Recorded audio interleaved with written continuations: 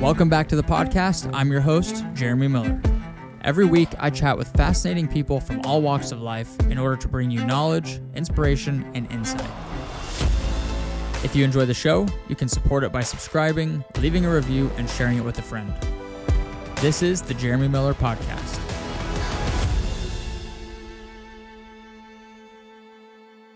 Pierce, Showe, welcome to the podcast, man. Glad to have you here. Dude, I am super excited to be here. This has been a little bit of a time in the making, and I'm grateful to know you. I'm grateful to call you a friend, man, and thanks so much for having me on the show. I've been so inspired by what you're doing and your coaching, your content, and everything you're doing. So thanks for being an inspiration to me. Dude, I appreciate that, man. That means a lot, especially coming from someone like yourself. And the feelings are very mutual. You're inspiring me every time we have a conversation. I'm like, man, I gotta get my shit together because this guy's making me look bad out here.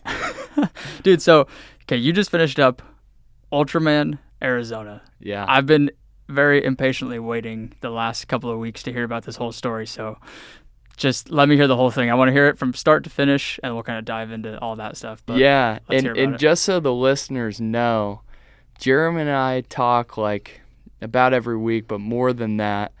And several times Jeremy's been like, I want to ask you this, but I want to save it for the podcast. So you guys are really getting the first time me, sharing the Ultraman experience and everything with Jeremy. So it's real fresh, and I'm super excited to talk about it. So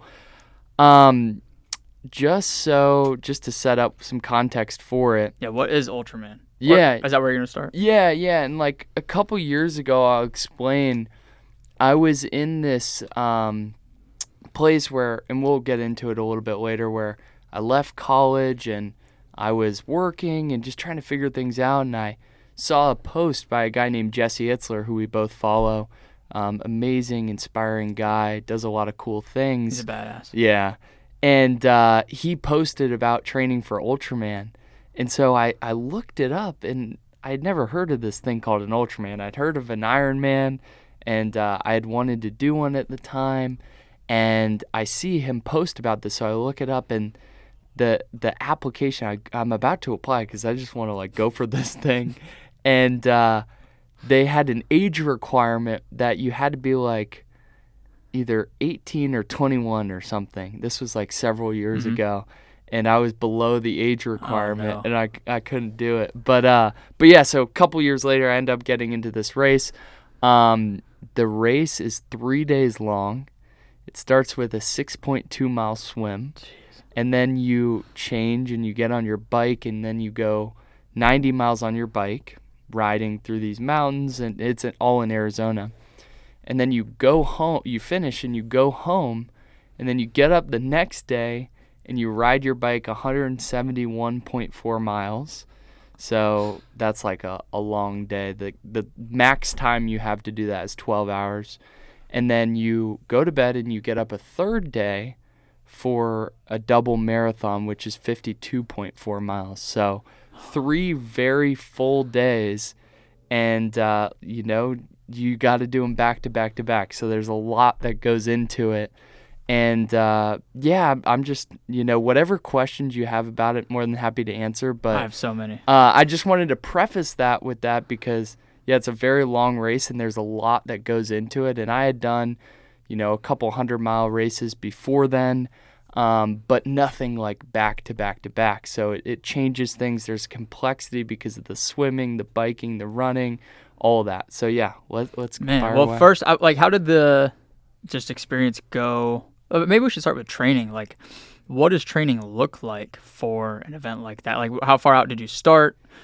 Everything. I want to know everything. Yeah. So, when people ask me that, like someone asked me that the other day, like, what does my training look like? Or I have another challenge that I'm doing later, and they're like, when does training start? And I'm like, training started like 4 years ago, man. Because like I really believe fitness is this cumulative effect of and I try and encourage people to do this, is get away from the 90 days to losing 10 pounds or losing 20 pounds or however many pounds you want to lose, and look at it as as this lifelong pursuit of like sculpting your ideal self.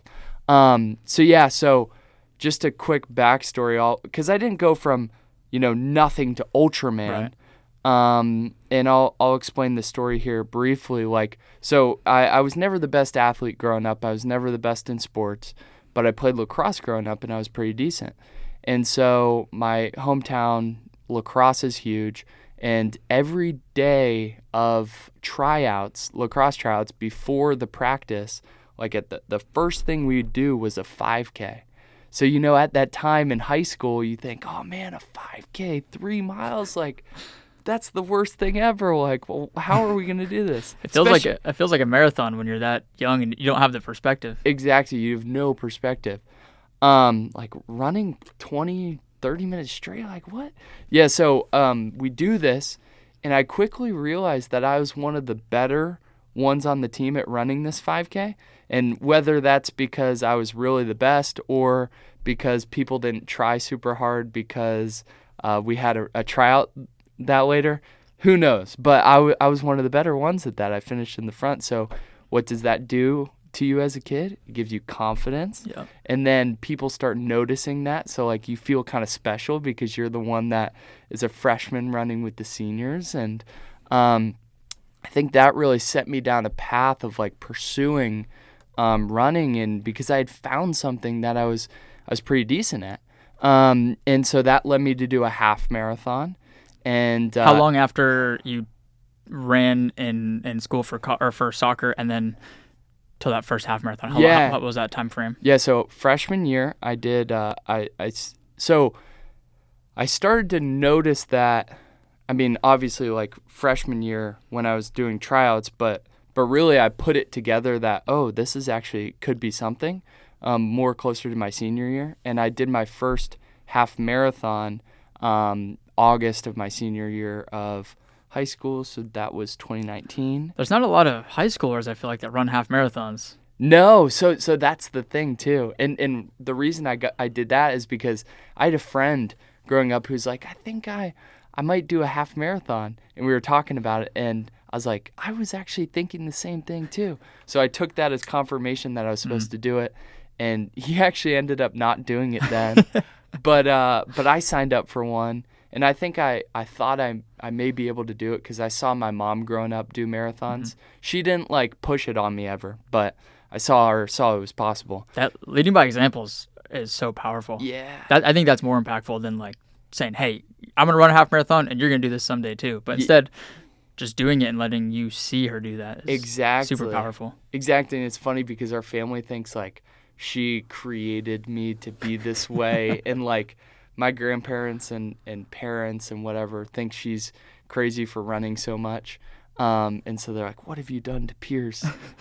I think she did pretty dang good. Exactly. To people who look at it the right way. But yeah, so I had seen this picture of possibility for what I could do. I do this half marathon, and then I was like, man, that was tough, but I was able to run it at a decent pace. I think it was like a hour 43 or so. That's impressive. Yeah, it was pretty decent. And you were what, like 17, 18 probably? Yeah.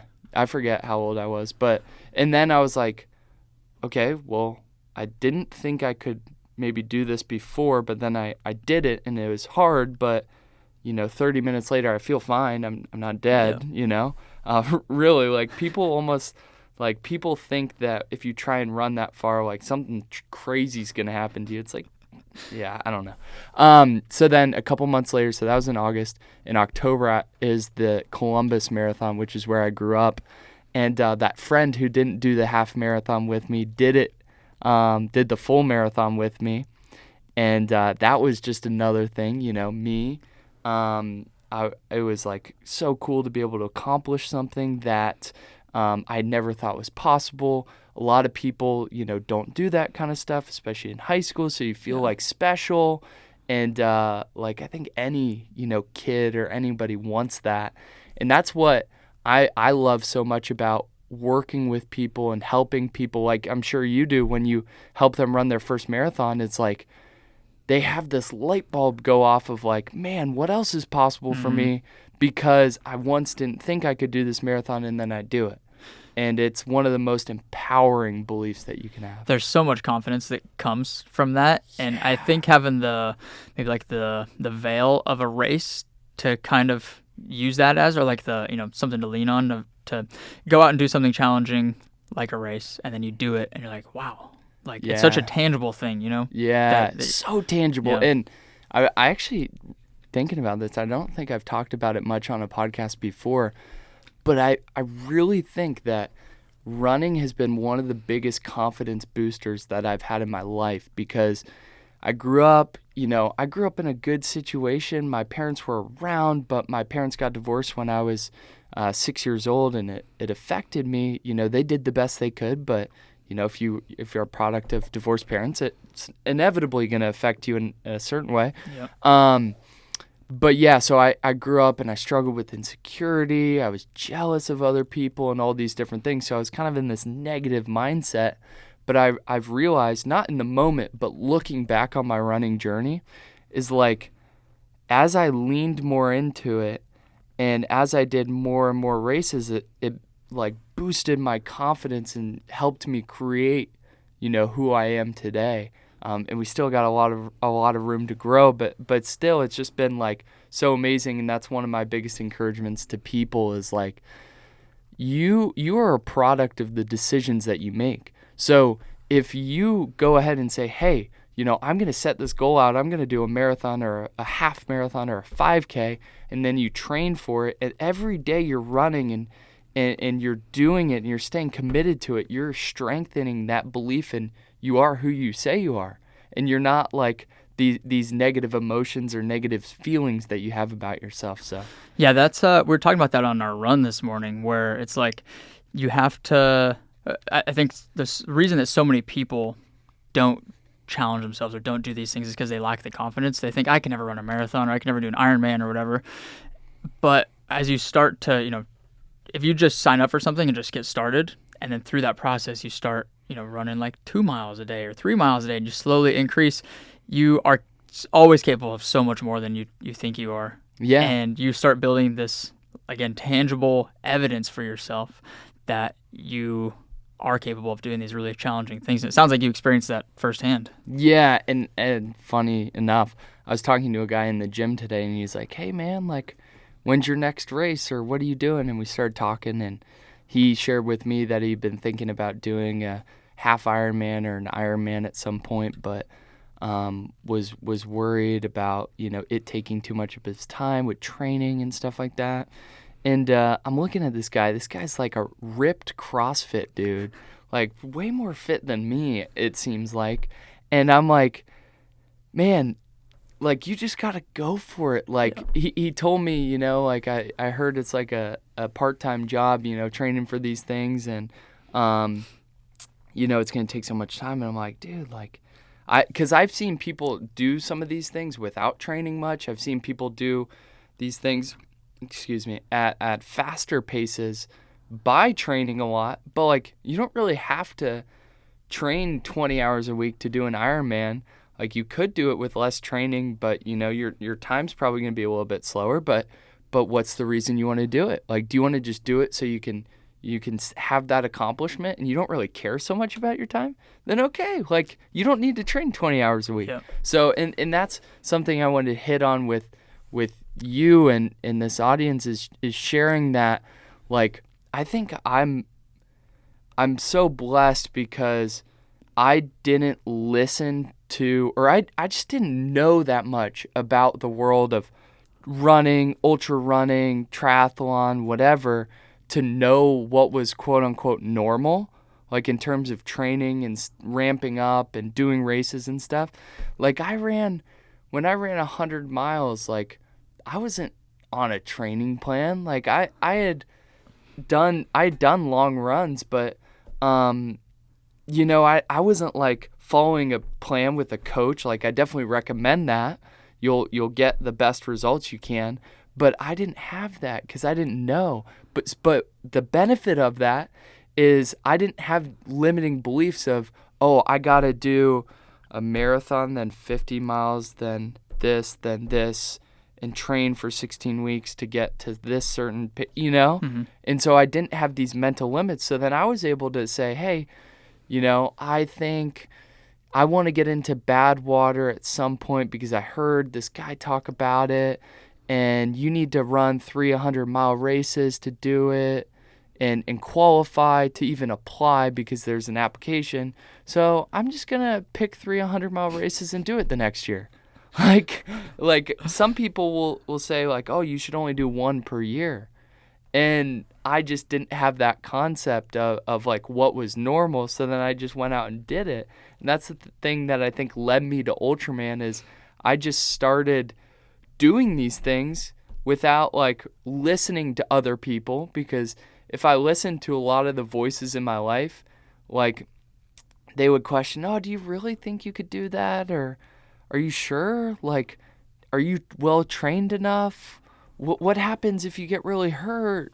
Or and a lot of times these people don't mean ill, but just because they have no concept for that world and those challenges, those environments, they limit themselves. So I know that was a long-winded answer, but that was powerful, man. So what do you mentioned in there that you don't listen to people that are telling you these negativities or negative things, and then you don't have that negative self-talk either. Where was there a moment, was it maybe like during the half marathon or the marathon, where you just said, okay, I want to do these things? Or what do you think helped you get rid of that lack of confidence and gave you the confidence to do it? Was it just by continuously stacking these challenges on top of each other and completing them? Yeah, that's a good question. I think the more that you do, the more that you realize is what's possible.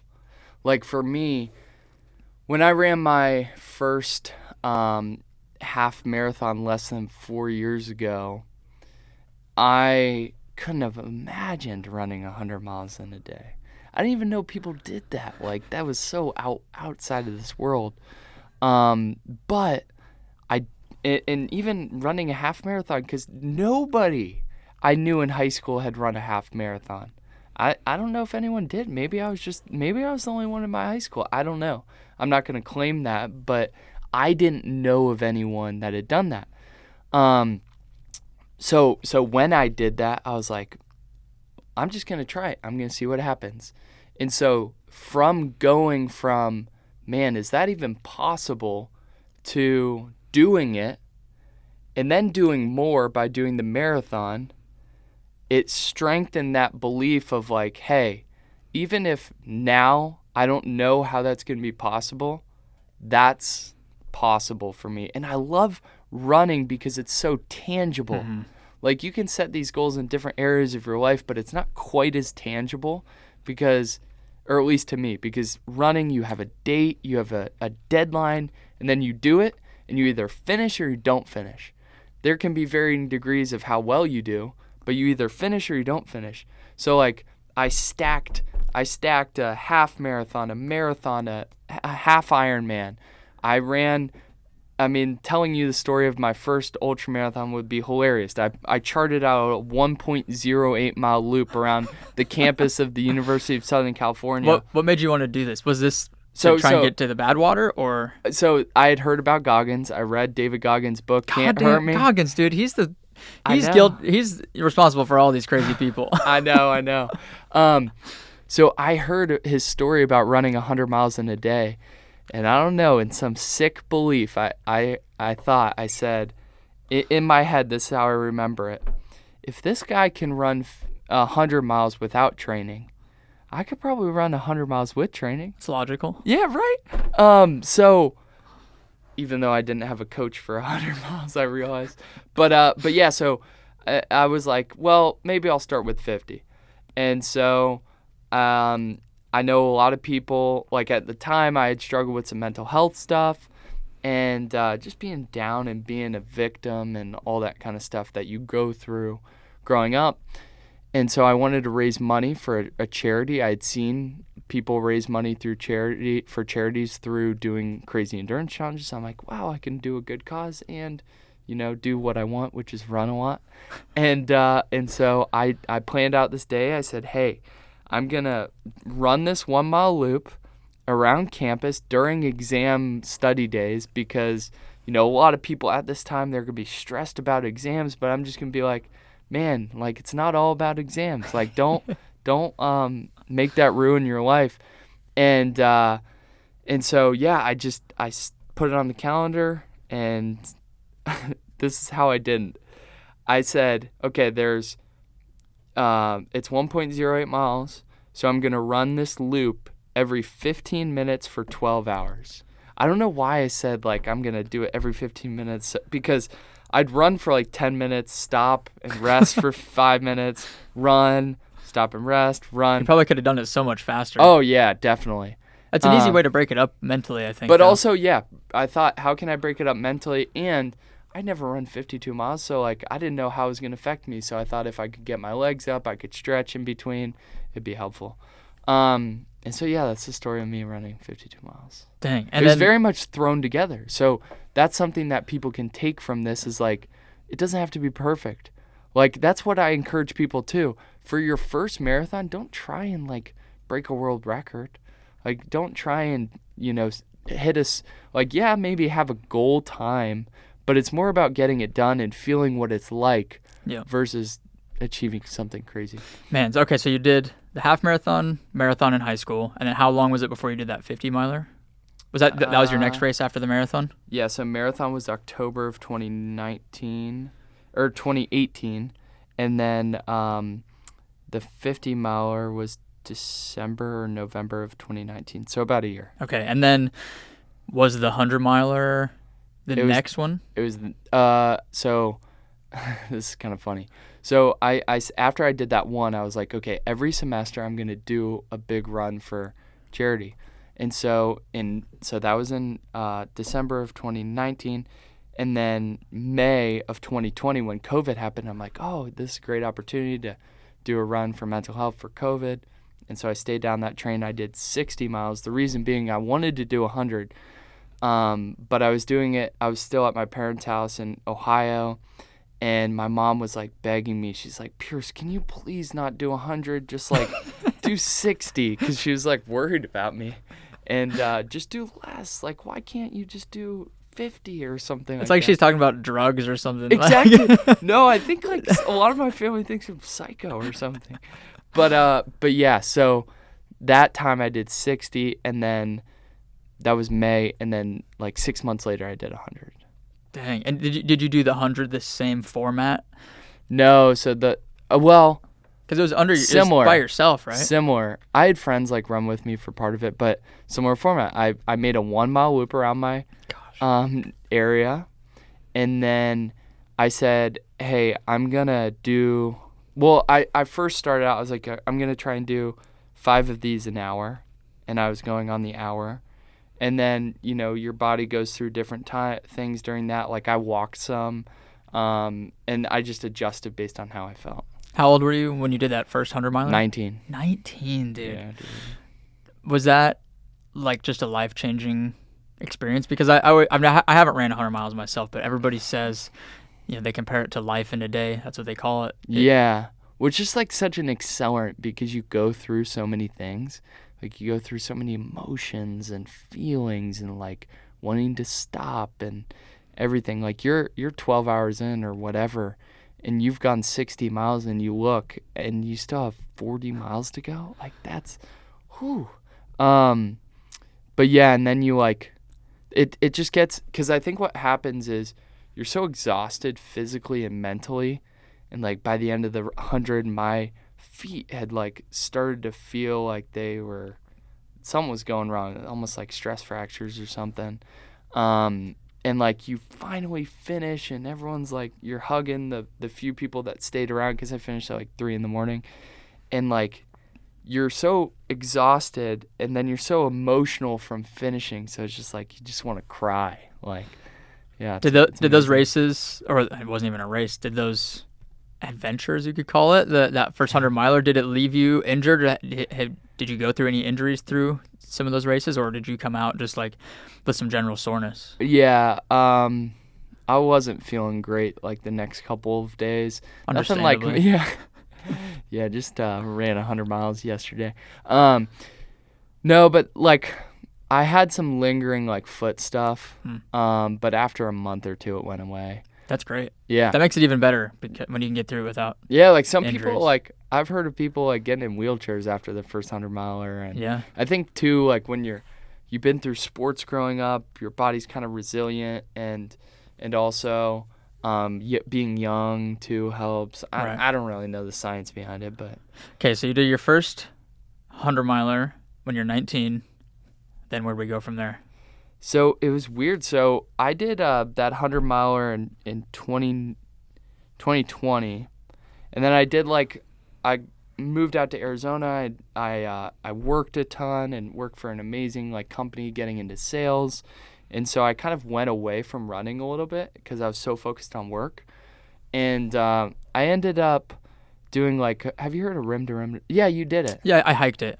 Did you run it? Yeah. Oh my gosh. So it's on my bucket list now. Yeah, I did south to north to south, I think, right? That's what we did. Yeah, the way we went was the Bright Angel from the south rim Yeah. up to the north rim and then back.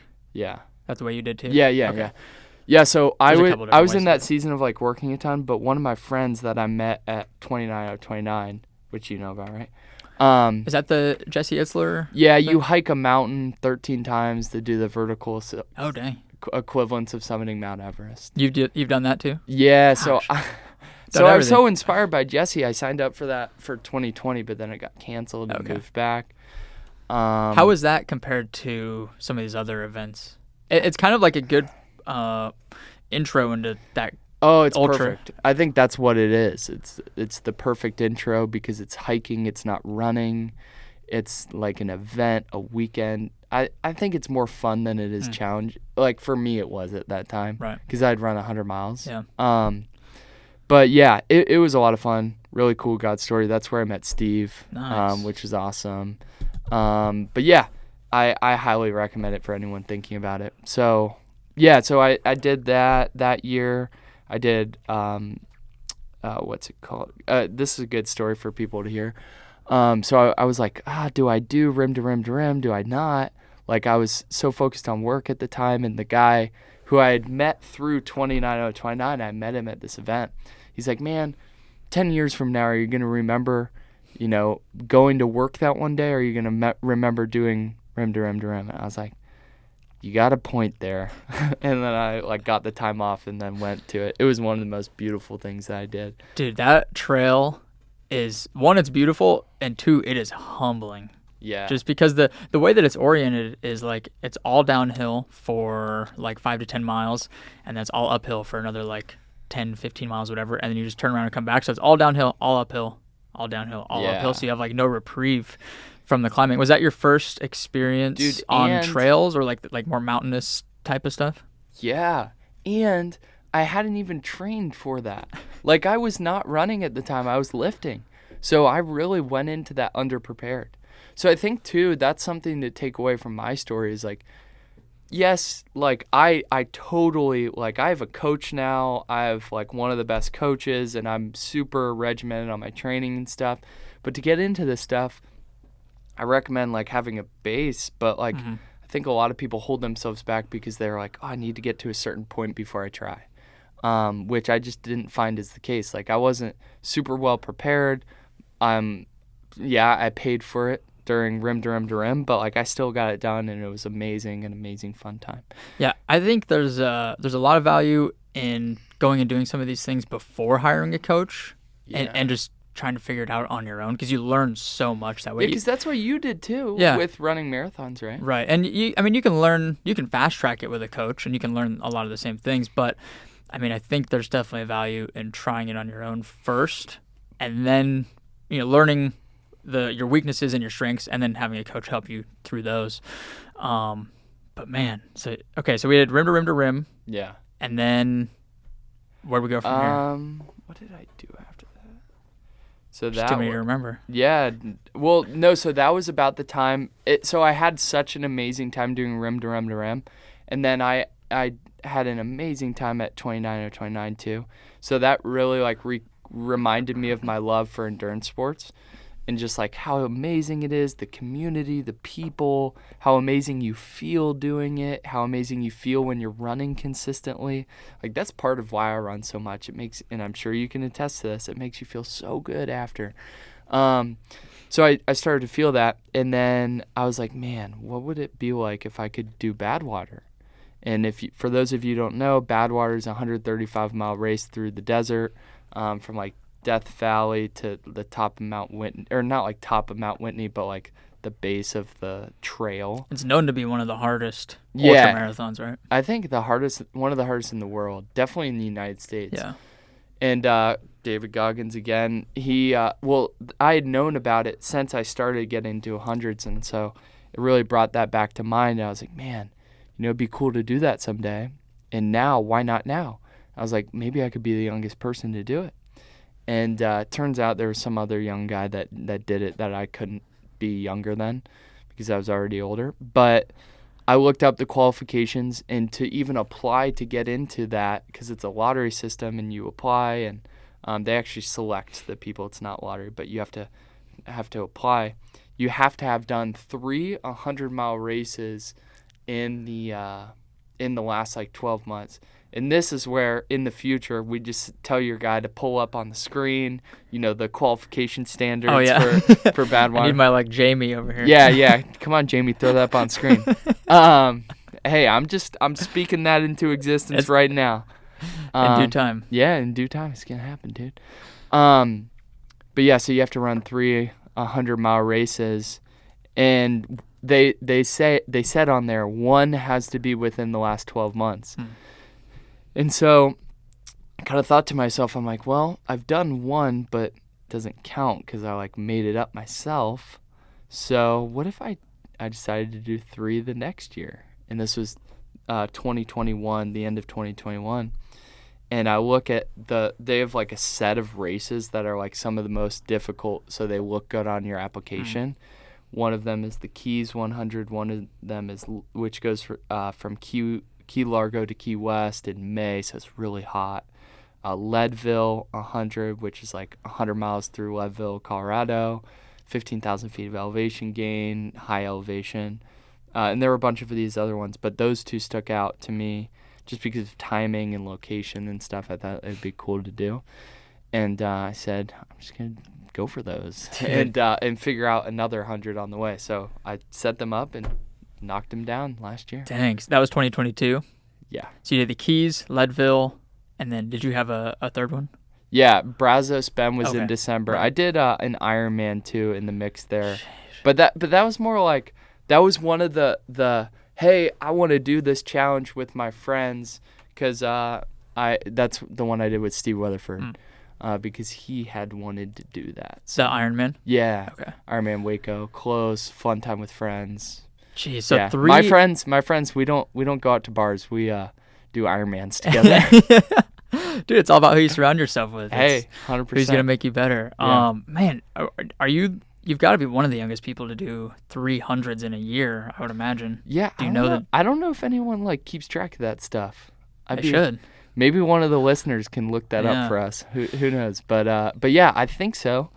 Like, I mean, that's kind of like an out there kind of thing to do. So have you applied for Badwater since you completed those 3? No, because I have like these goals this year that I'm going to do that like I can't really do any other races, and it probably makes more sense too to apply after I do what I've done, so then they look at these 2 years and they're like, oh yeah, we're definitely letting this guy in. You did the 300s last year, and then a precursor for what you've got coming up this summer was Ultraman that you just completed a couple of weeks ago. Yeah. We kind of took a long way, a long way to get to this point. But we set the context, because like I think a lot of people can see this and say, "Oh wow, you're doing Ultraman," but they don't see the backstory behind what. So I'm glad we did that. It's important, yeah. Okay, so we're back to Ultraman, the appetizer for. That's quite the appetizer, I will say, for 2023. So Ultraman, what made you want to do Ultraman? So that was like the story of Jesse, posting about that. And okay, right. And I had done, when I did that Ironman with Steve, we had worked with Natasha, who's a coach in Austin. She does great triathlon programming and stuff. And I was like, man, I like the difference of swimming, biking, and running too, as opposed to just running, because I'd gotten through a whole year of just run-focused training, and I was like, man, it would be fun to do a triathlon, and then had remembered that I wanted to do Ultraman Arizona, and you have to like apply to Ultraman Arizona. They don't just let anyone in. Like you have to apply. There's this long application, and you have to have done a Ironman to qualify. So that's what made me want to do it, and then that process of getting into it. Okay, and then how was Ultraman? Like, let's hear about that whole experience. 'Cause Yeah. I've been dying to hear this for the last couple of weeks. Yeah, for sure. So, oh man, there's so much to it. Like it's such an amazing experience because you have to get there like on a Tuesday. The race is Friday, Saturday, and Sunday, just because there's so much to go into it. And just I'll give you a grasp into that. Like you're covering 320 miles over the span of 3 days. And this bike, like for instance, the bike course, just one day, you're driving, like the crew is driving 171 miles following this bike route, like path that they've created. So you have to have a navigator, you have to have someone driving. And that's just like to make sure they can follow the course. Then you have to schedule like, okay, we're going to stop, here, this many miles in between each stop. We need your food, like what are you eating, what are you fueling with, and you have to get your crew on target with that.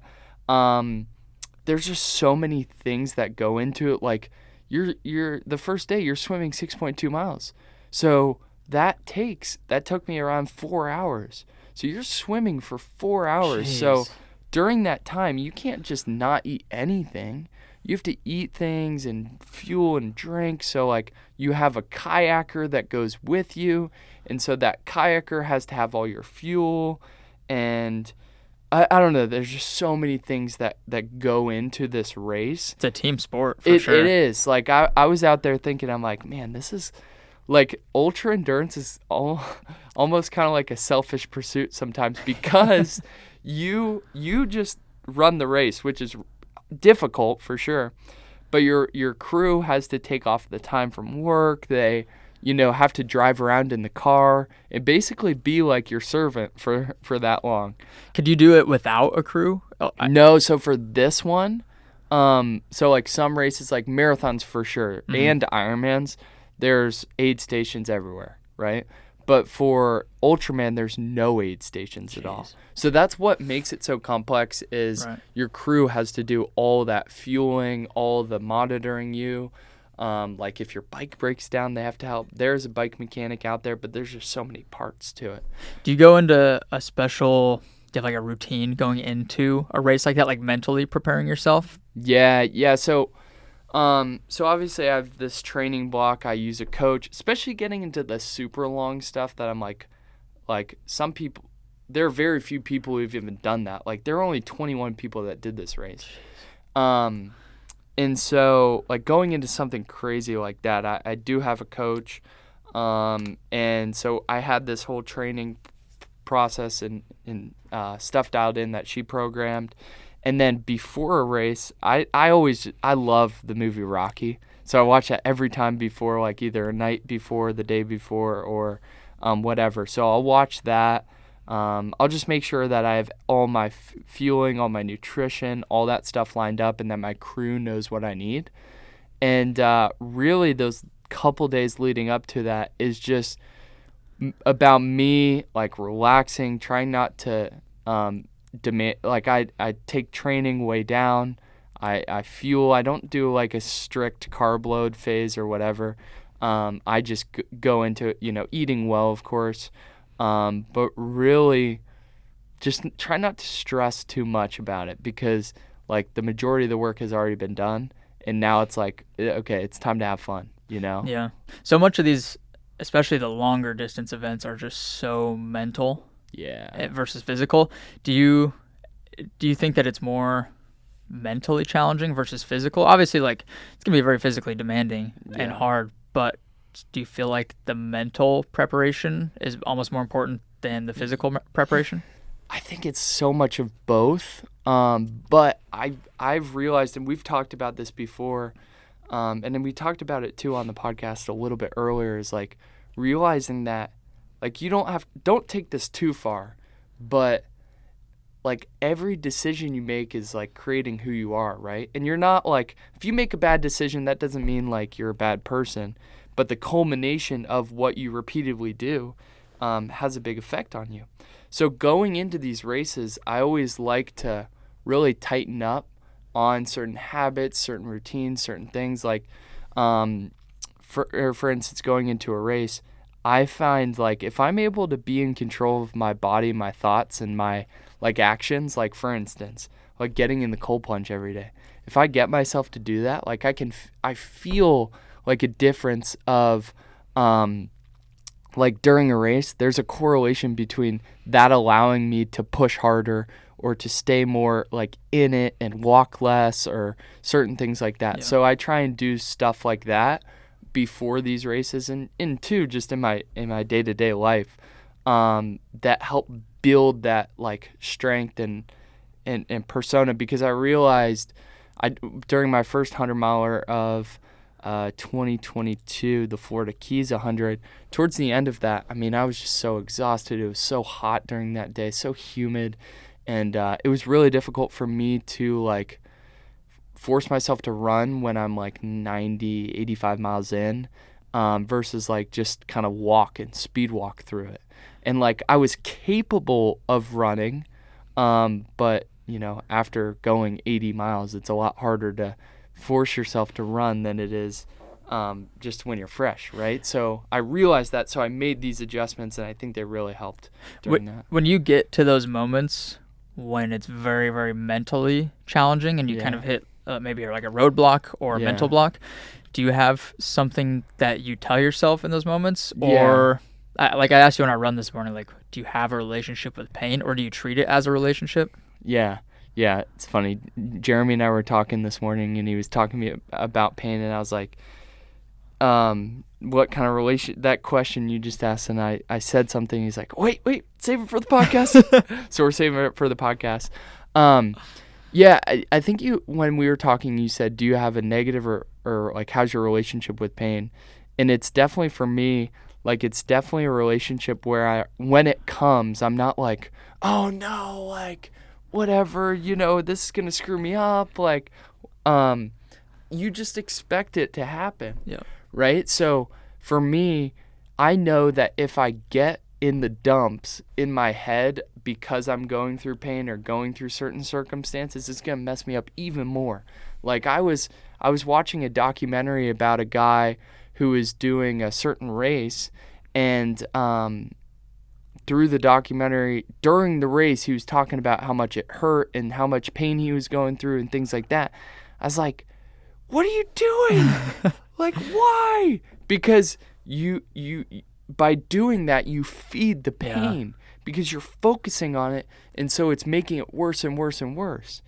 Versus if I'm going through a race and I like don't acknowledge it, and I just like know it's there, but I'm just keep going. I'm staying positive. I'm not complaining about how it hurts so bad. Like, it's not gonna just magically like go away in an instant, but it will like go down in a way. And So you think having it just comes down to positive versus negative mindset? Yeah, I think so. I mean, a lot of people, and this is where I'm different, like some people think like to get through different races and different challenges that you have to be gritting it all the way through it. And granted, maybe for some events, or if you're trying to run a certain pace or what, like you have to grit through. But really in these long ultras, what I found has worked really well for me is just like having fun. I mean, I don't do this to like make myself suffer. I do this to have fun. Like these races are amazing. Like I get to ride my bike for 10.5 hours through Phoenix, Arizona with the mountains, and it's sunny, and I don't have to worry about stocking up at for waters and hydration at gas stations. Like I have a crew that's fueling me. So I think like the gratitude and the positive lens that I see things through has really helped me through these endurance challenges. Because like, think about this: if you have two people and one person is like, man, you know, this sucks, but I'm just getting through it, you know, like kind of that mentality, versus like this person who's like just I think in my mind just like skipping around, like having a great time.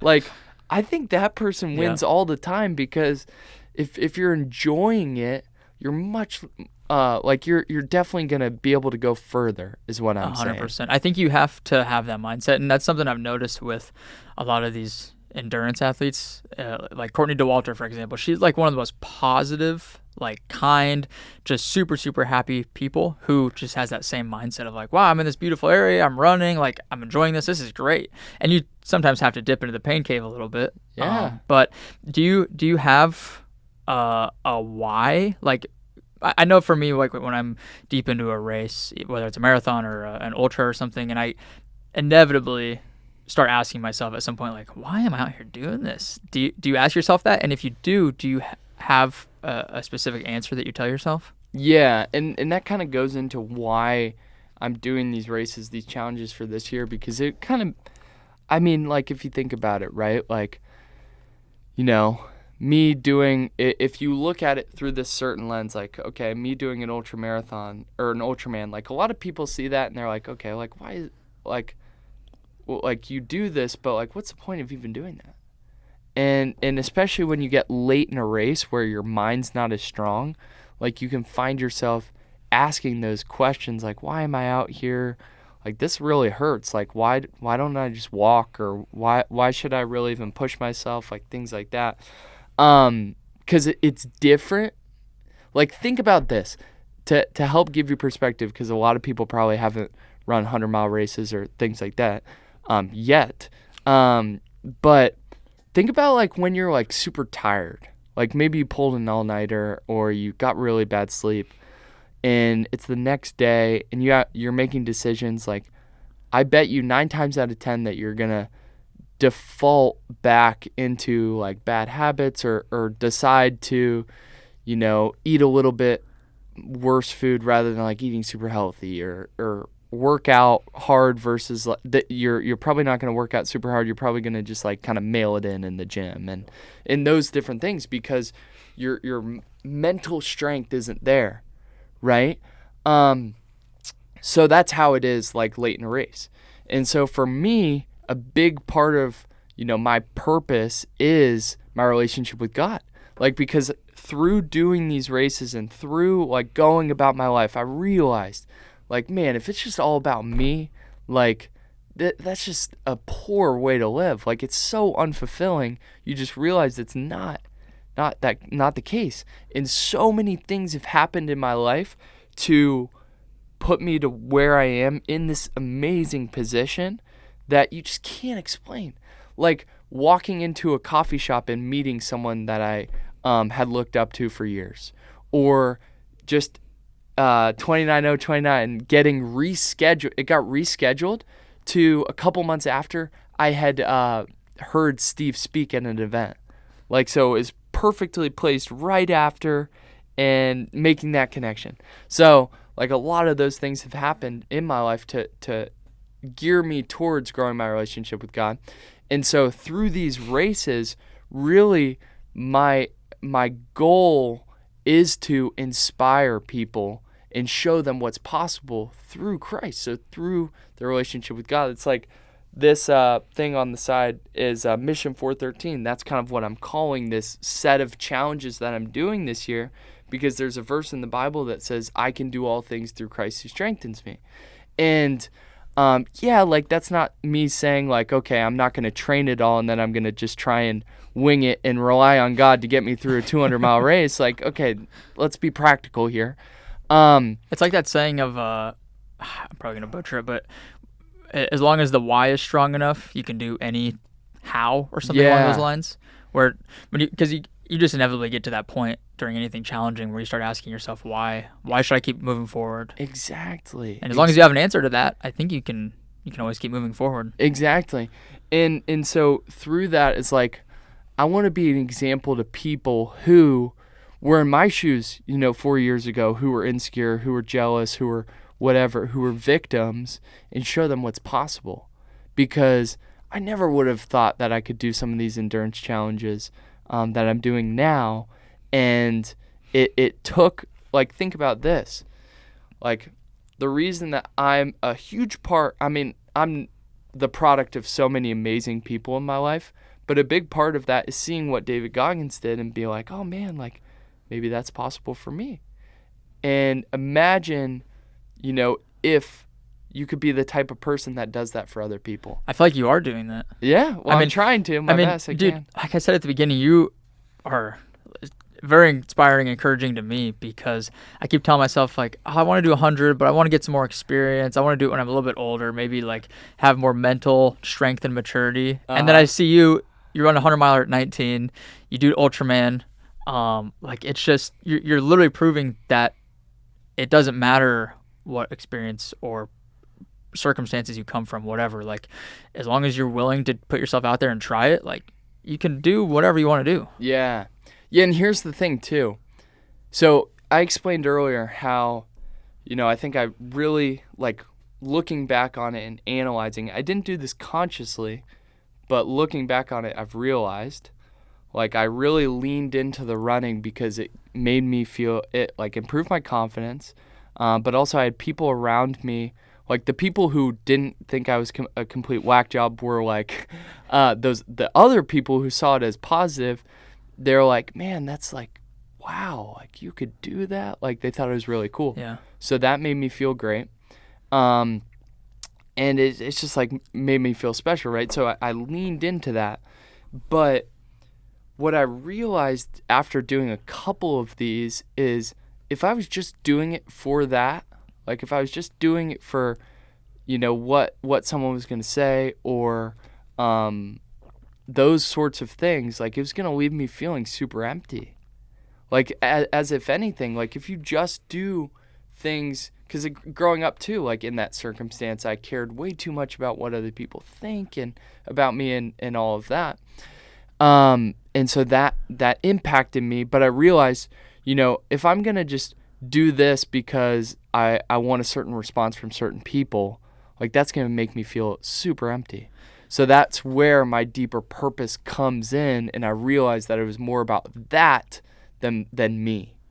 So, well, man, when I stopped giving a shit what other people thought, that was like, I mean, there's still moments where I consider that, but yeah, for the most part, it's like, I just do what I want to do. I don't care what people say. Yeah, that's a really important mindset to have.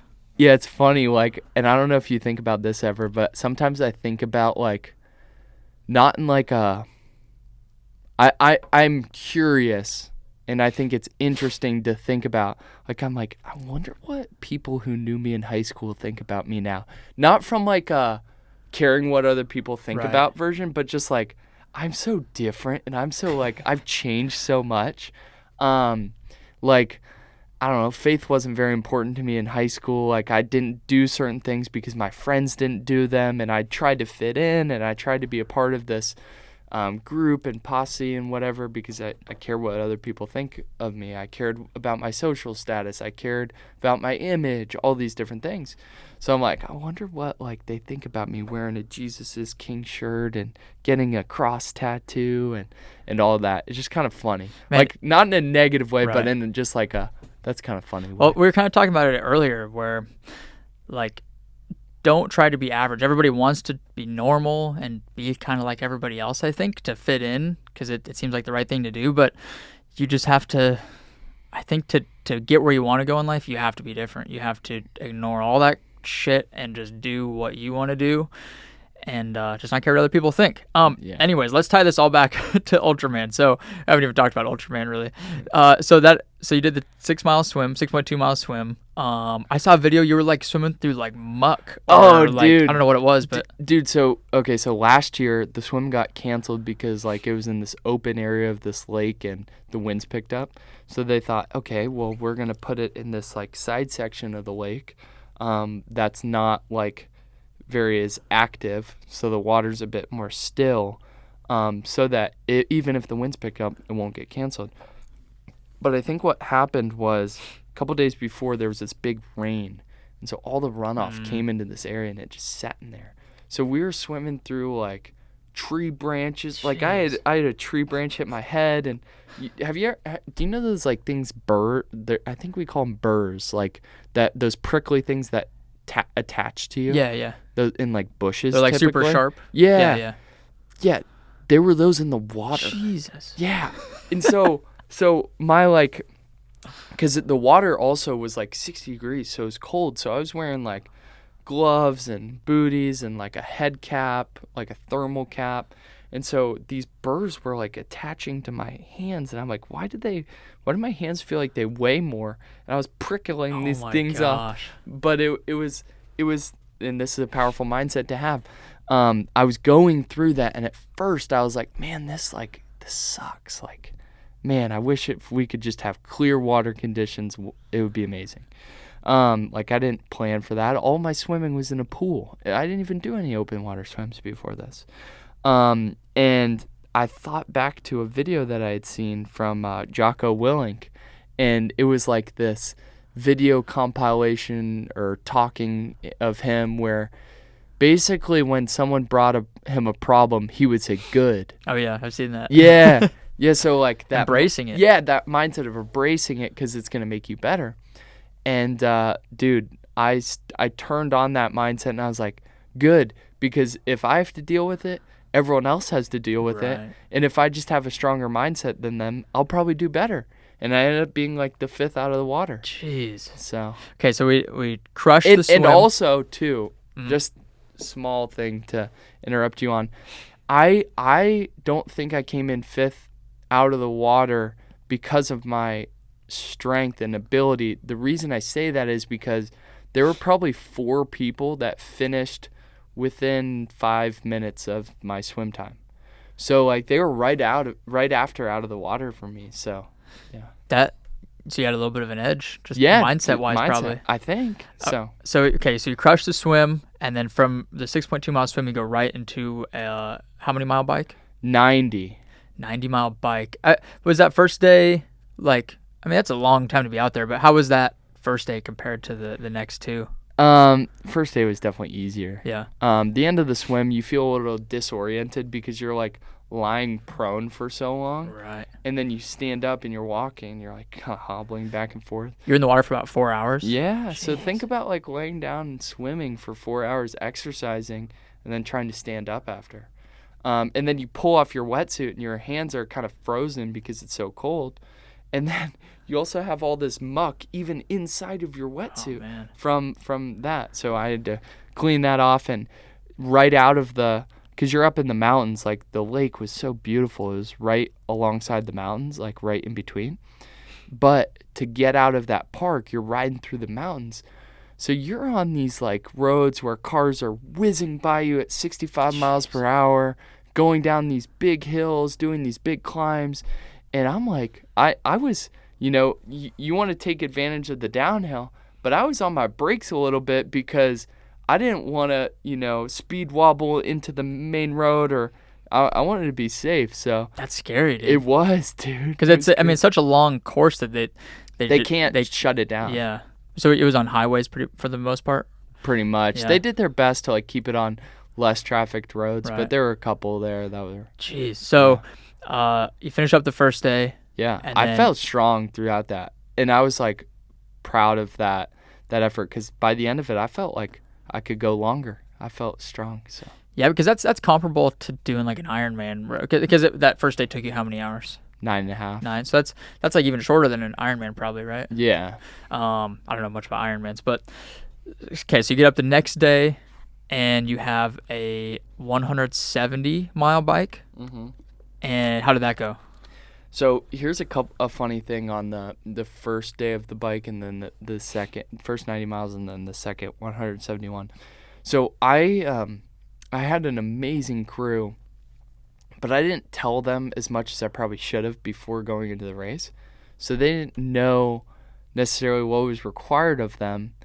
And so they got lost one time. And so I went for 40 or 50 miles without a crew when I was wanting to see people every 17 miles. Oh, jeez. So nearly like three lengths without a crew when I would have needed to see them twice.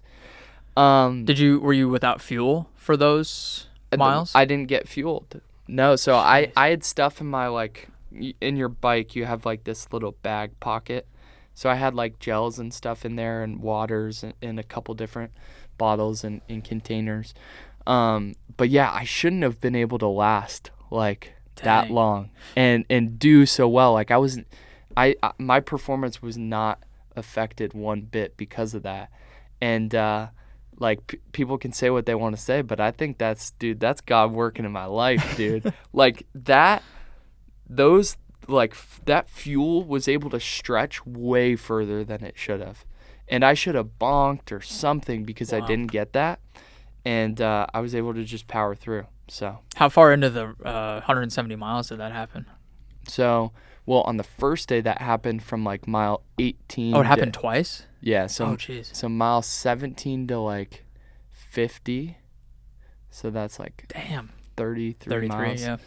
And then it was like something to 60. It would be maybe so 20 easy. to 60. It would be so easy in those moments to be like, fuck it. I like just pull over on the side of the road. Like, I don't want to keep going. I don't have my fuel. Like, this just wasn't meant to be.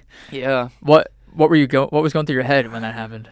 Twice. Well, I was kind of like, I was mad at my crew for a sec because I was like, dude, what are you guys doing? But then in my head, I was like, oh no, like it's probably not their fault. Like something probably came up, like out of their control, or who knows? Maybe it was my fault. I don't know.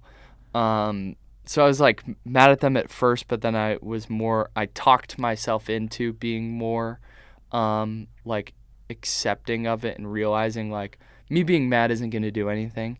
And if you think about it, like no one intends to do wrong, really. Like a lot of people, like there's a reason things happen a certain way. And so it was probably just a mistake. And I knew that if I got too much in the dumps about it, like it was going to affect my race. And so I just like kept going. Yeah, that seems super crucial to have that mindset in that moment. It adds more to the story. That's right. Like if that wouldn't have happened, like me and my crew will remember that for the rest of our lives. Yeah. So after the 170-mile bike, how was it in between the days, like in the evenings? Did you just go and just house a bunch of food and try and get rest, or what did you do in between? So they had a massage person at the finish line. So I had them work on me, ate a bunch of food. Yeah, just also like got my bottles and stuff ready for the next day.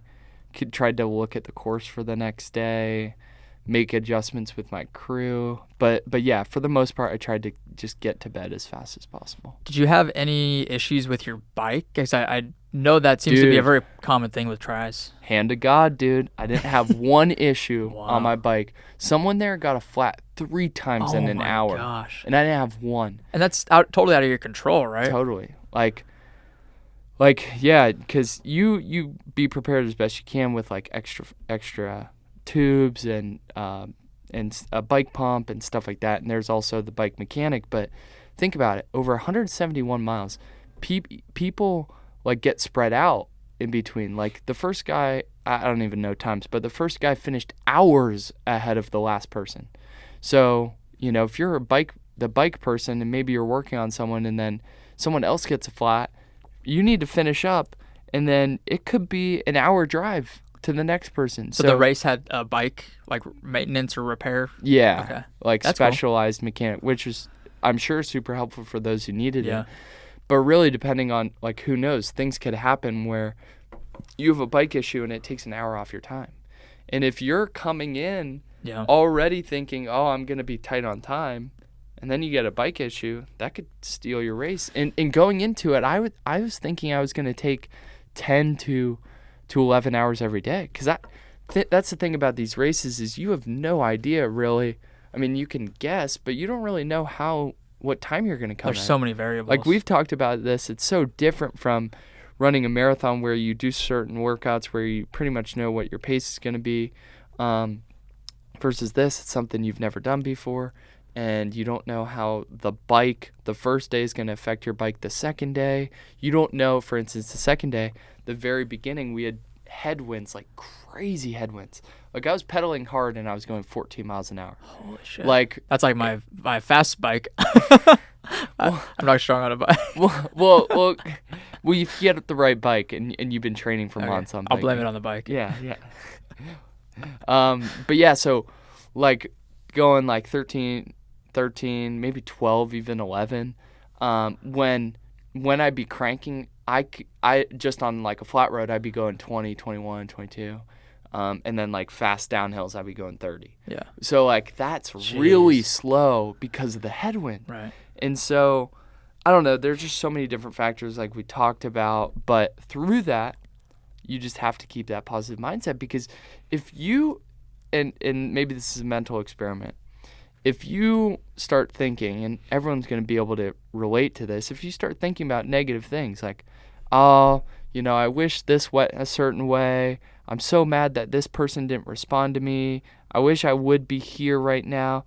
Like, I just feel bad just thinking about that and just giving that example, versus if you think, oh man, I'm so grateful to be here, this is a once in a lifetime opportunity, like, man, the sun is shining, I got 2 legs, like literally the simplest stuff. If you just start rehearsing that in your mind, it will completely change your state and then allow you to perform better. And that's one thing that I think helped me perform so much better than I thought I would, is like that mental state. Dude, the mind is the most powerful tool we have. Yeah. And you can use it to your advantage, or you can let it mess you up. Yeah. And I've let it mess me up before, but I'm like, man, I want to use it to my advantage. Dude, so finish up the 170-mile bike. Yeah. And then the last day, the third day, is a 52-mile run, a double marathon. Yeah.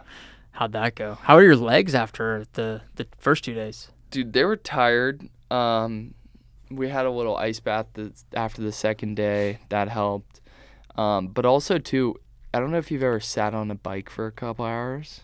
A couple times, yeah. Yeah. It's very uncomfortable. Yeah, like the area where the saddle goes, like in your butt or just wherever that goes, you get sore, dude. Yeah. Like, so I was walking around kind of funny after the 2 days of biking, but really my legs weren't super sore.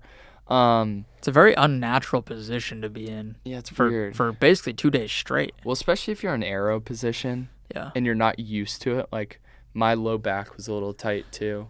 But yeah, so I'll tell you what. After I finished the second day and I'm in 9th place overall, I was getting a couple texts from people I know. Like, Steve texted me encouraging me, and then my triathlon coach texted me, and someone texted me, it was Natasha, and she goes something like, podium is in sight, like, you still haven't gotten to the run yet, you got this, like, you can do it, or something like that. So essentially just encouraging me, and like, I forget the exact text, but it was really powerful in what I needed right then. And I went from thinking, oh man, I'm gonna just run hard, to like, oh man, like, what's possible if I really run hard? Because, in triathlon, there's 3 things. There are 3 different sports, and running's obviously my best, and it was the last day I was running. And so it put something in my mind where, like, man, I'm just going to go out and I'm going to, even more than I was going to before, just lay it all out there. And, I shocked myself on that last day. Dude, I saw a video of you coming into the finish, and you were just ripping. Looked like you were just fresh. I mean, I don't know what your pace was, but you were moving. Yeah. For the last mile of the end of the third day after this, like. Dude, that's supernatural endurance, dude. That just doesn't make sense. It doesn't. But yeah, so that was my biggest takeaway from the weekend, is like, the way I was able to sustain, like, that was not natural. That was not me. That was this, I can do all things through Christ who strengthens me, I remember you kind of telling me about, at some point during the run, you knew there was a guy a little bit ahead of you. Yeah. And you kind of tracked him down. Yeah, so I'll just give you the run kind of like play by play. So start off strong with the top 3 guys. We're all running together, and then I realized they were going to run faster than me, so I dropped back because I didn't want to like wear myself out too early in the run. And then I go the whole race without seeing anyone, like probably from like 5 miles in to 48 or something. Jeez, you didn't see a single other runner? No, like, I didn't see anyone. Maybe 8 miles, I don't know. But for a solid like 30 to 35 miles, I saw maybe 1 or 2 other crew vehicles. but I didn't see any other runners. And so I was just like out there alone all day, but I was running hard. I hit some dips, like just after the halfway point, 27 or so, kind of hit a low. But then started running, walking with my crew. My crew helped me, pace me. And then something I do late in these races is I'll start taking caffeine. So caffeine will help you just like make you feel better overall, give you energy, especially late in these races. It's really beneficial tool. Do you do that with hundreds too? Yeah. Typically like the last couple hours. Okay. Yeah. But the thing is with caffeine, once you get on, you have to stay on it. Right. Or else you're going to just crash. Yeah. So probably about mile 38 or 40, I start really like taking caffeine. Actually, maybe a little bit before. But yeah, so I started, and dude, the race director is like medieval for this race. Like I even told her that. Like at the end of every day with who knows, maybe 5 to 10 miles left, she planned, like I don't know if it was her who planned it or who did it. But there's a big climb at the end of every day. So it's like you've gone for 7, 8, 9 hours, and then there's this big climb. But then the good thing is everything feels like downhill from there. Yeah. So we do this big climb. It's an out and back. And as we're doing this out and back, I have several people tell me, this guy's, a mile ahead of you. This guy's probably 10 minutes ahead of you. Whatever. So I'm aware of this, and we're doing this out and back in the turnaround, which is the turnaround's at like 40 miles in, and I know that it's a turnaround, so I know I'm gonna see this guy. So I'm like trying to figure out how far I am behind him. I figured out I was like 8 minutes behind him or something like that. But dude, it's interesting. Late in these races, you have to know yourself too, to know what you're motivated by. Because like in that moment, I was more motivated, and this is weird, like some people may think, oh, that's not a good belief or whatever. But I'm more motivated by someone not passing me than passing that guy. Like in that moment, I was like, yeah, that guy's 9 minutes ahead of me, but I'll do the best I can, but I don't really care about passing him too much. Just because you're so worn out, you just want to be done. In my book, I wanted to be done. I think anybody would want to be done at that point. Yeah, but you got to find what you can use as leverage, right, on you.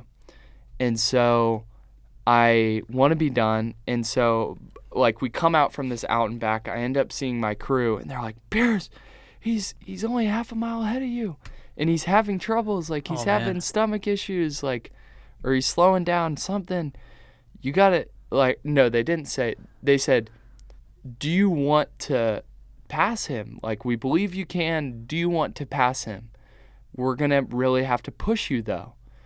And in my mind, I'm like, man, no.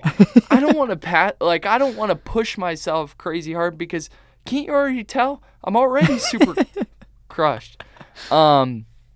But so that's like what I'm thinking in my head, but like without me even really realizing it, I just say yes. Like without like thinking it through, before I could rationalize that I didn't want to do it, I said yes. And so my buddy hopped out of his car and started pushing me, and he's like, "Let's go!" Like, and it was actually encouraging me really well. Shout out Ryan Wilson. He got everything out of me, dude. That's really awesome. Motivated me. 'Cause like you're in a fragile state towards the end of that race where like I've been in races and people have been trying to push me, and I'm kind of like, man, screw you. I've already done 90 miles. Like I don't want to hear that. Like I just want to be done.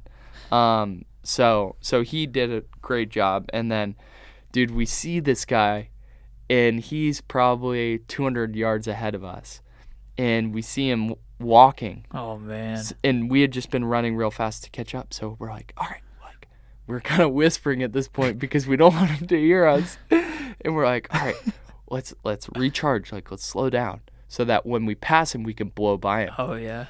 And taking his soul. Exactly, because you don't want to pass someone walking, because like if you're walking, because then they're just gonna be like, oh well, if I just start running, I can pass you back. And so we didn't want that, because I didn't want to get into a fight, like back and forth, because I knew that I needed to like strategically use my energy, and yeah, so we charged up a little bit. He starts walking, or he starting to jog. And then we get to a point and we just go right by him. And Ryan had been like looking back a little bit. I was like, don't look back. Because like we want to be so confident that like there's no way he's catching us. Yeah. And then we keep going for a couple minutes. Dude, I wish I would have pulled up my phone. Jamie, throw it up.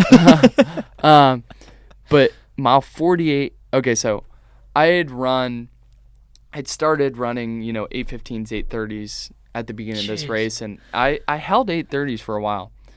But then I was running 10, 11, 12-minute miles, because I was running a mile, walking for a minute.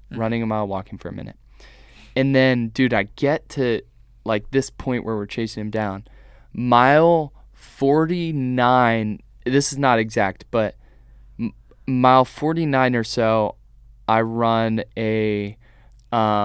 or no, this is probably 47. I don't know. That the exact one doesn't matter. I run a 12-minute mile. The next one I do a 10. The next one I do a 7:28. Holy shit. The next one I do like an 8:30, and the next one I do like a 7:26 or something like that. That's incredible. And so like that doesn't happen like 50 miles into a race. You don't run your to best negative miles. split. Yeah. And so we blew by him, and then we got like 1,000 yards ahead of him, and we started slowing down. Jeez, man. Yeah. I think at that point in the race, you're just looking for any kind of extra motivation or anything that's going to give you that boost. Yeah. Whatever it might be. Yeah, you kind of have to like, and that's the value of like doing several of these, is to realize like what pushes you. Yeah. Like I'm very much motivated by like right now, like we've talked about caring what other people think. I don't like care what other people think. As much as I like, people can say something to me and like spark a fire in me. Like if someone like is like, oh man, you don't work that hard, or like, oh you don't like, I'm like, oh I'll show you. So like my cousin during the Keys 100 said like, man, like if you feel like you could be running now but you're walking, why aren't you running right now? This is like, oh man, it's like 85, 90 miles into the run, and I was like, I'll show you. And so I ran the last like 5 miles or something. That's so funny. Yeah, so you just, through experience, you realize how to motivate yourself. Man, what place did you finish in out of you said it was 19 people that started? Yeah, I finished third in the run on the third day. Yeah, and then, and the other guys had done like several Ultramans before. Wow. And then overall, I went from, so I was 9th at the end of the second day to 4th. Jeez. Finished 4th overall. That's awesome, man. So 4th overall, and you're the youngest person to ever do Ultraman Arizona, right? Yeah. Man, that's amazing, man. So crushed Ultraman, and now you're switching gears a little bit into what? Triple Crown at the 200s, baby. Dude, so a lot of people don't probably know what that is, but it's 3 200-mile races, and those are runs. Dude, I keep hearing people say 200 is the new 100. Oh, you keep hearing that? I've heard that several times. Yeah. Maybe it's just like the psycho communities we're a part of that do these things. But do you think that 200 is the new 100? Like, because before 100 was like unfathomable. I mean, nobody did it till like the 80s, and it became so mainstream and popular that now everybody can do it. I think it's funny because I think that we probably think it's so mainstream, but like to the general public, it's still like, what? But yeah, I do. Like, there are very few people that used to run hundreds. Now there's a lot. So I think that it's just because more people are running hundreds that 200's going to become the new like kind of unfathomable thing. I'm scared to where it's going to go after that. After that becomes more mainstream. Yeah. So what are the three? Might stick in 200s or 100s. So what are the three 200 that you're doing? So it's Tahoe 200, Bigfoot 200, and then the Moab 240. So those are Just like June, August, and October. I love that they just round down the 240 to it and just call it a 200, I guess. Yeah. Well, and like Tahoe and Bigfoot are both longer than 200. One's like 206 and one's like 210. At that point, I mean, it doesn't even matter. Yeah, 6 miles extra. What? It'll be fine. Which one of those 3 are you looking forward to the most? I don't know. I'm looking forward to all of them. The next one, I think I try and do my best. I mean, I don't always do a perfect job, but I try to do my best on just focusing on the next race, because if you think like too far ahead, like you're not going to enjoy the process of like training for, because that's the thing for these 200s, like in 100s and races and things like that, like you the way majority of the time that you spend is like spent preparing for these. Yeah. And then like race day is kind of just like the reward almost. Like, yeah, you have to dig deep and you have to push yourself and battle through some hard times, but really, like if you do it right, the majority of your like time and investment is on the front end. Yep. Dude, I tell everybody that, even with marathons. Yeah, like, even with marathons, 100%. It's you consider like a 4-month training block. Like you have several like 18, 20, 22 mile workouts. In my experience, those are harder than the marathon, because if you can show up and do those successfully, like that gives you all the confidence, physically that you're in shape to go and crush the marathon. And so I think that's where all the growth is in the training. And then like you said, the race is just the cherry on top. Which one do you think is going to be the hardest? Is there one course in particular that's known to be harder? I mean, 240 is like the sense. longest, but also it doesn't have as much elevation gain. I think Tahoe is supposed to be difficult. I mean, they're all going to be difficult, but I don't know. When you get into doing very difficult things, it's more of the same in a way. Like in my mind, like I don't think 100 miles is very different from an Ultraman, even though there are different intricacies for swimming, biking, running, whatever. I think they're all like generally kind of the same, because they require like that same mindset, the same, like even though swimming and biking is different motions, like it's a similar feeling how you feel when you do them for a long time. That's why I think you mentioned the cold plunge earlier. I get that same sensation, same mental state when I get into the cold plunge as I do late into a race. Because it's the same part of your brain, I think. Yeah. I think Goggins calls it, this is the way I look at it at least, or this resonates with me, is Goggins calls it the 1 second decision. Yeah. Where when you're in that mental state, you're just constantly asking yourself every single second, can we be done yet? Can we be done yet? Can we quit yet? Can we quit? And you just have to keep telling yourself over and over and over, no, no, no. And it's just whatever part of our brain that triggers, it's the same thing across all these different disciplines or challenges. Yeah, I totally agree. Cause like one second of you deciding to quit like ruins your whole day. Yep. And the more that you stay on the positive side, I think the less that you will make that decision. So you're talking about like not looking too far ahead and just focusing on that race that you're about to take on. Is that kind of how you chunk up each race themselves, of like, okay, just worry about this next mile or just get to this next aid station? Is that how you can break everything up? That's actually a really good question, because I think a lot of people wonder about that. And it's important to focus on that, because if you think during an 100-mile race, okay, I'm 10 miles in, I have 90 miles left. Okay, I'm 15 miles in, I have 85 left. 20 miles in, 80 left. Like, you're just going to mentally, like, be so tired fast during the race.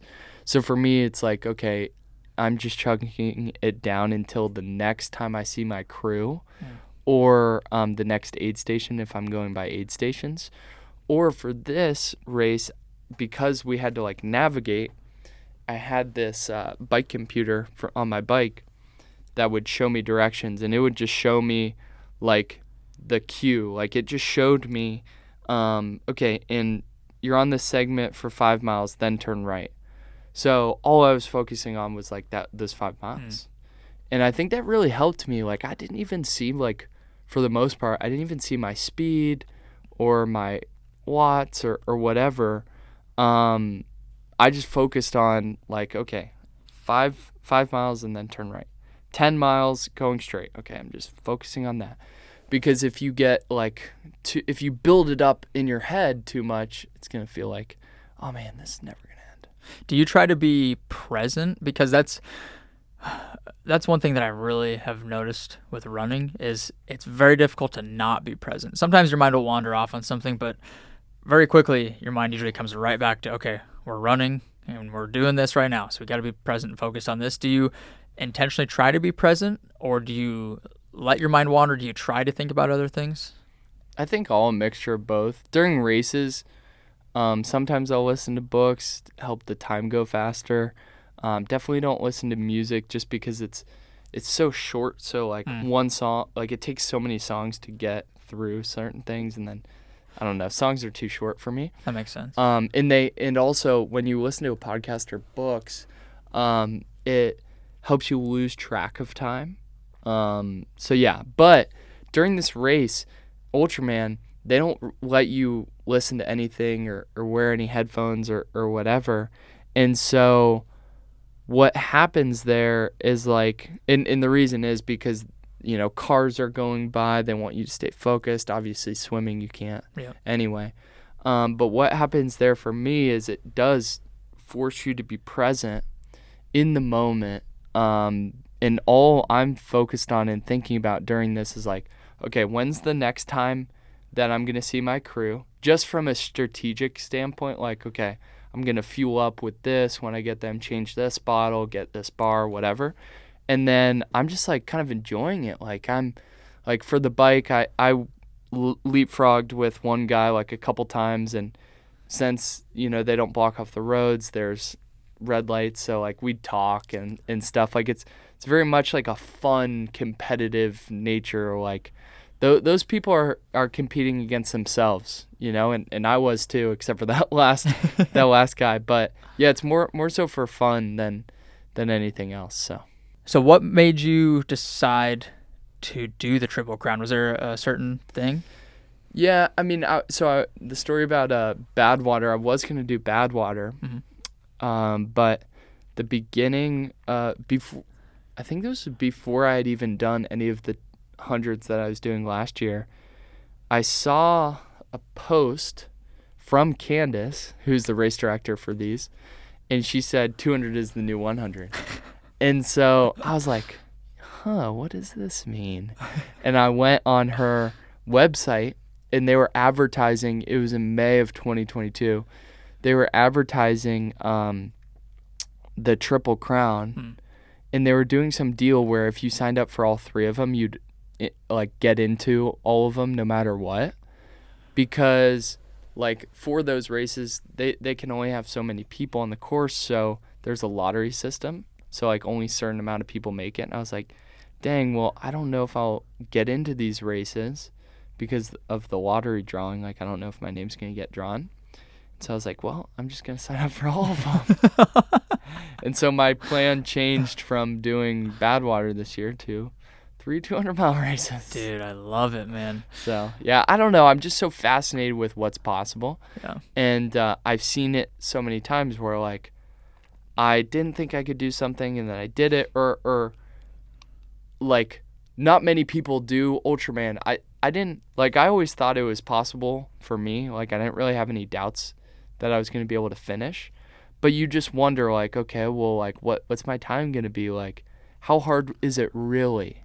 Like, those kinds of things. So I think you'll definitely experience that during the 200s is finding out how hard it's going to be. Yeah. I mean, it's I can't even fathom 200 miles. I the most I've done is 50, and even just trying to think about 100, I'm like, there's no way. It's so far. It's so much time. But again, I guess you're experiencing the same kind of feeling that I'm feeling now, because I'm like, I can't imagine, knowing how I've been at the end of a 100-mile race, I can't imagine saying, okay, go run another 100 miles. Exactly. So you're like thinking 50 versus 100. It's double. Yeah. I think that's kind of a natural progression, though, because that's how I was, and you're probably the same way. I think you mentioned earlier, after you finish your first half marathon, if somebody said, okay, now turn around and go do it again, you're like, no chance I'm doing that. Yeah. That's so far. Yeah. But then you do a marathon, and you're like, oh, that wasn't that bad. Yeah. And then somebody says, hey, go turn around and turn into a 50-miler. You're like, no way. It's just this natural progression of doing stacking the challenges and the accomplishments on top of each other. Yeah. But man, I'm super excited to see how the Triple Crown goes for you. I'm pumped for you. Dude, I'm super glad that you're excited about that. And like, I don't know, I was talking to Jeremy about this before. I'm like, this is going to be different and cool because like, you know what training for races is like, you know what preparing for races is like, you know what goes into it, and the nutrition and the travel and the fueling, all those different things, where you can appreciate like the small details, like what happens like at the end of day 2 of Ultraman where you biked 171 miles, like how are you feeling, like what is that like?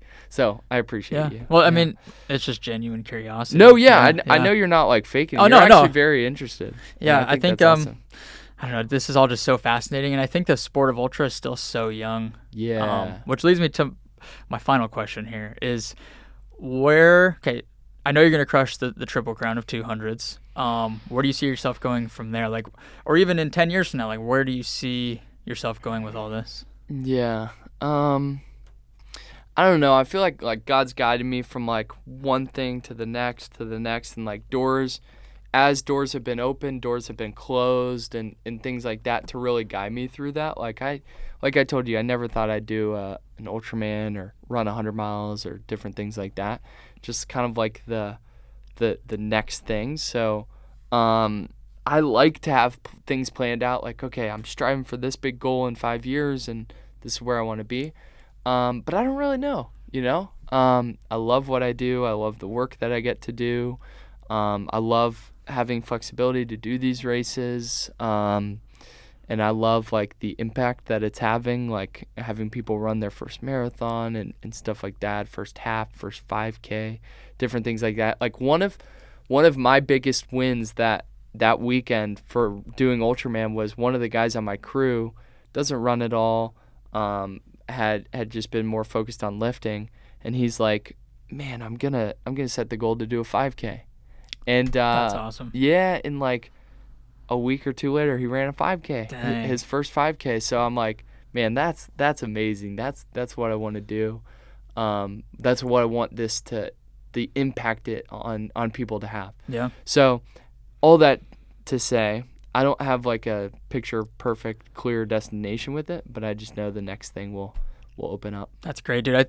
That's what it's all about. I think everybody thinks that they have to have an answer to that question, and I definitely don't, and I don't think a lot of people do. But as long as you have that mindset, like you just talked about, of just keep doing what you want to do, keep being the best that you can be, and inspiring people along the way. That's all you can do. That's what it's all about. Yeah, I totally agree. And like, I think for me, like I can focus.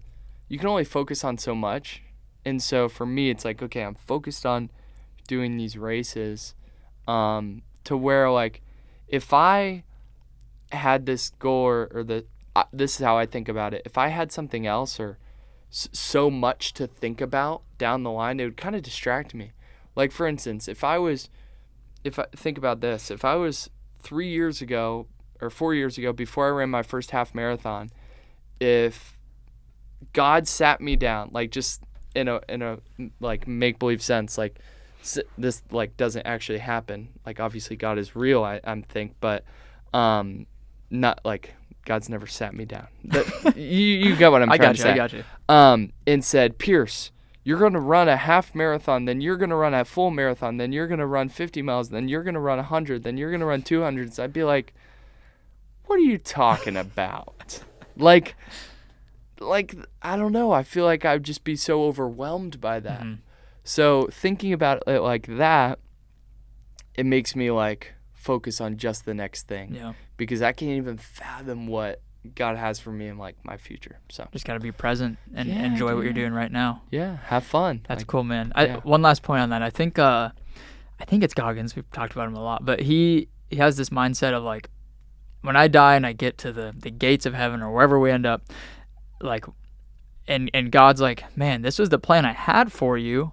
You were supposed to, you know, go be a Navy SEAL and do all these races and do all this stuff, but instead you just stayed as like this exterminator or whatever he was doing. It's like, I think it just comes down to regret at the end of your life. And I think a lot of people, unfortunately, have to deal with that when they're, you know, on their deathbed. Like, man, there's all these things I wanted to do, I probably should have done, but I just never took action on it.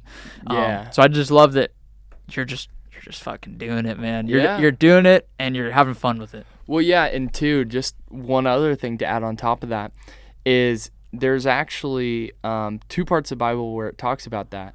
There's this guy who ends up going to heaven, or ends up like dying and then seeing God, and he goes, you know, I prophesied in your name, I cast out demons, I did all these different things.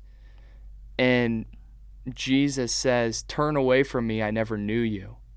Because like he'd never had a relationship with God. Versus like there's another outcome that's in the Bible that it talks about where someone, you know, goes to heaven and God says, well done, my good and faithful servant. So really that's the goal of the reality, is like, hey, I just want to be a good and faithful servant. I don't want to get to heaven and think, and God say to me, turn away from me, I never knew you. Because, you know, I never knew you intimately in a relationship, and you didn't like become who I created you to be, you know? And that's not like to put sort of like a bad taste in anyone's mouth of like, oh, if I don't do enough, God's not going to love me. But like, if you don't, I don't know, that's kind of an incomplete thought in my head, but like, I think I've got it across as best as I think you did as I could, and people will understand that. So yeah, man. Well, let's end it right there. Pierce Showe, thanks so much for coming on, man. Where can people find you and follow along in your badass journey? Oh, thank you, man. Thank you for feeling that way about me. I would say just Instagram. Go to Pierce Showe. It's pretty simple on the gram. That's where I keep most of my stuff updated, and race updates and all of that. But yeah, man, thanks so much for having me on the show. I can't wait to see where this goes, and can't wait to be a listener as well. So, yes, sir. Well, thank you, and thank you for everyone who's listening in. Yeah, man, I'm super excited for your journey this summer. Can't wait to hear all about it. Probably have to have you back on to tell that story too. But yeah, this was fun, man. Awesome, thanks again. Dude.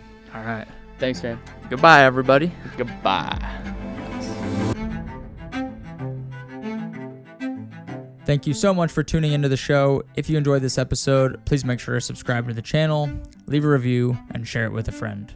We'll see you in the next one.